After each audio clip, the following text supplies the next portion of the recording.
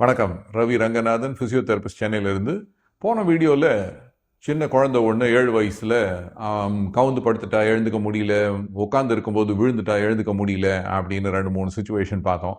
அந்த சுச்சுவேஷனுக்கு ஃபிசியோதெரபிஸ்டாக நாம் எப்படி செய்யலாம், சின்ன சின்ன பொருட்களை வச்சு அவங்களுக்கு எப்படி கற்றுக் கொடுக்கலாம் அப்படிங்கிறது, அந்த குழந்தையே செய்ய வச்சு பண்ணுறது அவங்களுடைய ப்ரைவசியை நாம் ரிவீல் பண்ணுற மாதிரி இருக்கும். அப்படிங்கிறதுனால ஒரு மாடலை வச்சு செய்ய பார்த்துருக்கேன்.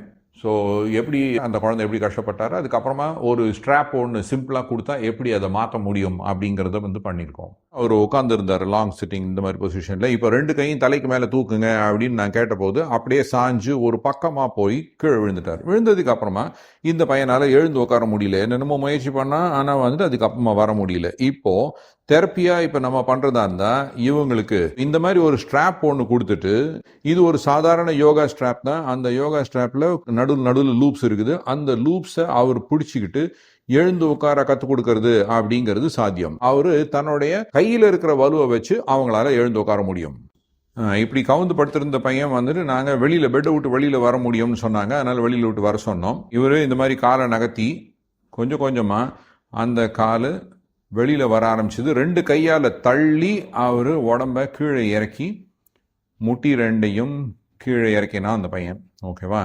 இப்போ இறக்கின உடனே அவங்க அப்பா ஓடி போய் என்ன பண்ணாரு, பயத்தில் ஐயோ விழுந்துட போறான்னு சொல்லிட்டு தூக்கின்னு ஓடி போயிட்டாரு. அந்த மாதிரி இல்லாமல் அந்த பொசிஷனில் இருக்கும்போதே வலது கை பக்கமும் இடது கை பக்கமும் நகர்றதற்கு கற்றுக் கொடுத்துருந்தாங்கன்னா இது அவங்களுக்கு காலை நகர்த்துறதுக்கும் உடம்பை நகர்த்துறதுக்கும் உண்டான எபிலிட்டியை கற்றுக் கொடுத்துருக்கோம். ஸோ இந்த மாதிரி விஷயங்கள்லாம் செய்யும்போது என்னால் முடியும் அப்படிங்கிற அந்த ஒரு நம்பிக்கையை இந்த பசங்களுக்கு நாம் இன்ஸ்டில் பண்ணலாம். அதை தான் நம்ம ப்ரொமோட் பண்ணணுமே தவிர தூக்கி உடனே உதவி செஞ்சிடுறது சரியான விஷயம் கிடையாது.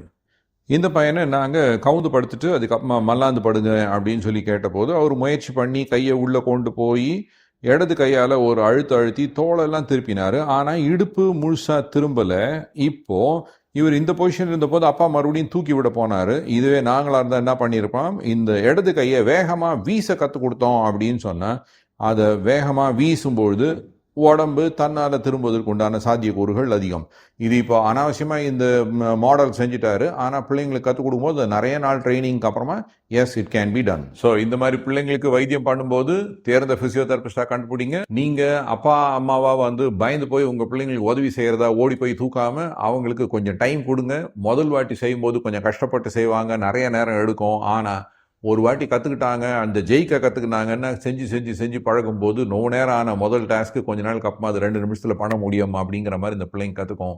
சிறகுகள் கொடுங்க உங்கள் பிள்ளைங்களுக்கு. நன்றி.